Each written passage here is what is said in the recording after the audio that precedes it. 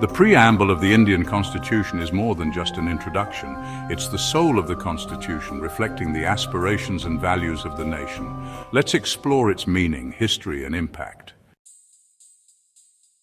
Before we dive into its significance, here's the full text of the preamble of the Indian Constitution. We, the people of India, having solemnly resolved to constitute India into a sovereign, socialist, secular, democratic republic, and to secure to all its citizens justice, social, economic and political, liberty of thought, expression, belief, faith and worship, equality of status and of opportunity, and to promote among them all fraternity, assuring the dignity of the individual and the unity and integrity of the nation. In our Constituent Assembly this 26th day of November 1949, do hereby adopt, enact and give to ourselves this Constitution. The term fraternity in the preamble means brotherhood among all citizens, ensuring unity and integrity of the nation. It promotes a sense of belonging, mutual respect and national solidarity. The preamble is based on the Objective Resolution, introduced by Jawaharlal Nehru on December 13, 1946. This resolution laid the foundation for India's constitutional principles, emphasizing sovereignty, justice, liberty, equality, and fraternity.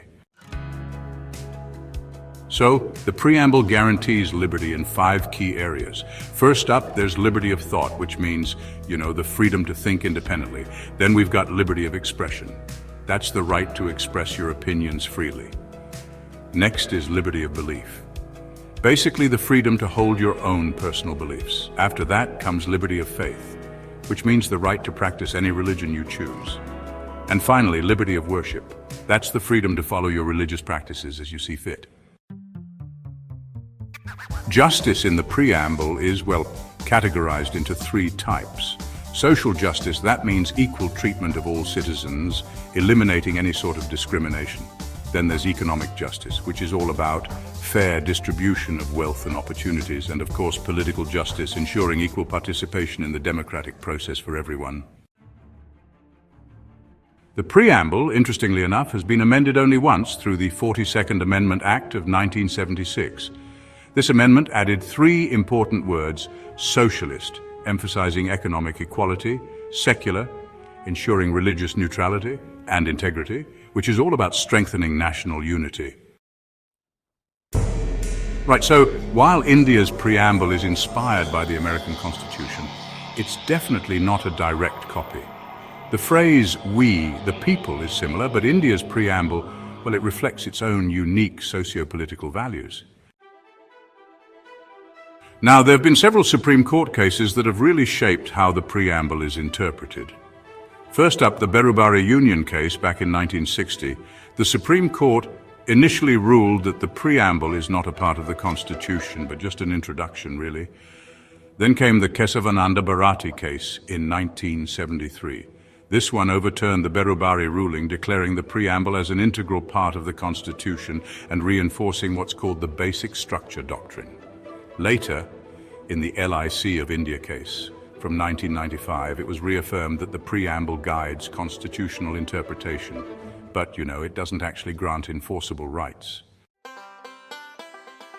The phrase "assuring the dignity of the individual," that's there to make sure every citizen is treated with respect, free from discrimination, and has equal opportunities. It was N.A. Palkhivala, an eminent jurist, who called the preamble the identity card of the Constitution. Meanwhile, K.M. Munshi referred to it as the political horoscope of the Constitution. Yes, the concept of socialist justice in the preamble was influenced by the Russian Revolution of 1917, which, emphasized economic equality and workers' rights. Many countries have a preamble in their constitution, including, the USA with "we, the people", France, which was inspired by the Declaration of the Rights of Man, Germany, that emphasizes human dignity and democracy, South Africa, focusing on equality and reconciliation, and Japan, which highlights peace and democracy. The preamble of India's constitution is more than just words. It's a vision for the nation's future. Which part of the preamble do you think is the most impactful? Indian Constitution, the power of the Preamble.